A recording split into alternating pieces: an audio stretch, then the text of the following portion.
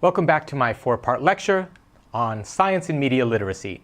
In part 3, I'll be talking about what is media literacy. As in part 1 of this lecture series, I'm going to start with a series of true-false questions. So I'll read through each of these, and as I do that, I want you to think about whether you think it's true or false. And then at the end, I will talk about them. So, true or false? Media messages are created for profit and/or influence. Messages target specific audiences. Messages contain specific viewpoints. Different people interpret messages differently. Messages affect attitudes and behaviors. Messages filter reality. And then finally, messages omit information. What do you think, true or false? Well, did it feel like I was administering a survey to you? If it did, it's probably because these are survey questions. These items were developed to measure the concept of media literacy. Media literacy is the ability to access, analyze, evaluate, and create media. It builds an understanding of the role of media in society, as well as essential skills of inquiry and self-expression necessary for citizens of a democracy. Now, the questions that I asked you are more about the analysis and evaluation of media, right? It's about having a critical view of the production and the messages and the intention of the media creators. But it is one of many dimensions of media literacy.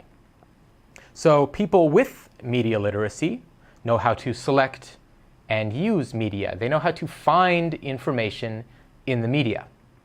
They also know how to interpret claims, so when they encounter information, they can take a critical mind to interpreting the information they've encountered.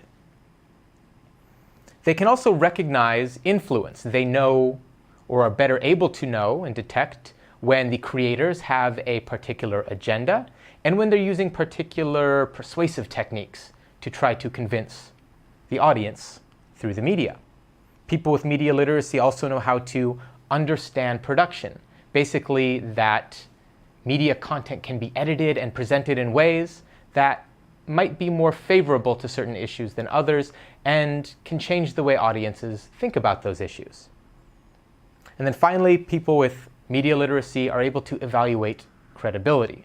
This is the credibility of the message contents. Are the arguments valid?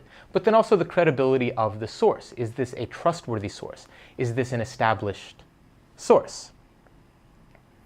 And so media literacy, given these couple of definitions I went through, has some main dimensions, main branches. For starters, media literacy involves practical skills. This is about using the media, but also producing media. People with media literacy can also be content creators and be effective at it. Media literacy also involves critical cognitive skills. This is about evaluation and analysis, considering claims and considering sources. And media literacy then has certain outcomes. For example, media choice. People with good media literacy tend to be more selective in where they get their information, and they tend to use a greater variety of information sources. Media literacy can also affect attitudes and beliefs. Media literacy can help people filter the information they encounter, and that impacts what it does to their thinking. Media literacy also provides people with a means of expression through the media. People with media literacy have more tools at their disposal to create content. Now, why am I talking about media literacy in the context of science literacy? Well, as I spoke about in my earlier lectures, the media filter a lot of information from scientists, and very often scientific information people encounter is through the media. And so people need to, well, take a cautious approach at least when they're encountering issues of health and the environment and science in the media. And one great example of this was a study that looked at messages about smoking and how those messages affect smoking behavior.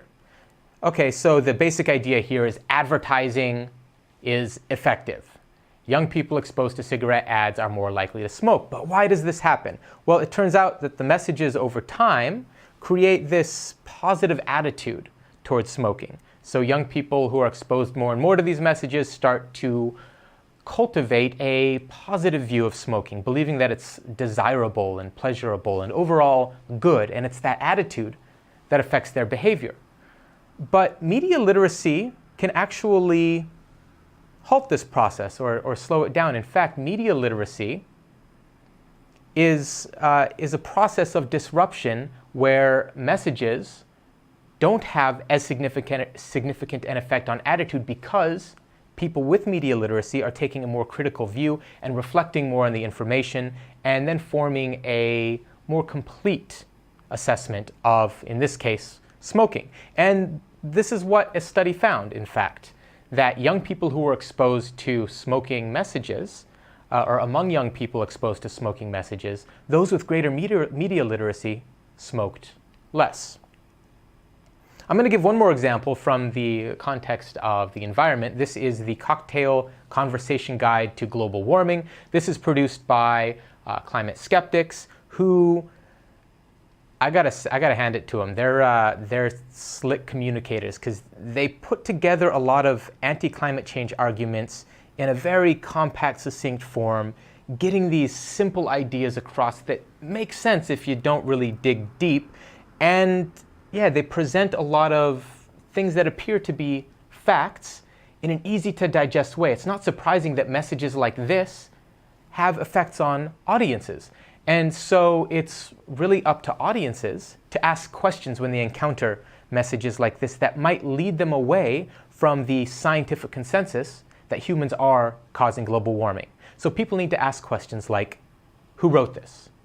There really isn't any information about where this came from except for the organization, but who's in that organization? It's difficult to know who created that message.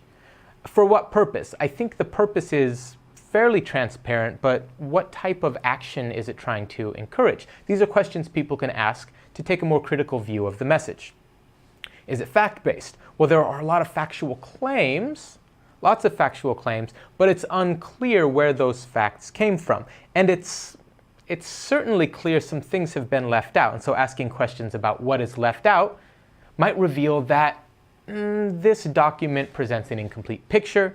Whatever the picture they've provided, are there sources? Are they citing where they got this information so that an astute reader can follow up on their own and come to their own conclusions? Now, people with media literacy are more likely to ask these types of questions and take a more critical view of the message and come to their own conclusions ultimately by seeking many information sources. So the solution then, right, is everybody should have media literacy, and once everybody feels like they're media literate, well, then we don't have to worry so much about what these messages do.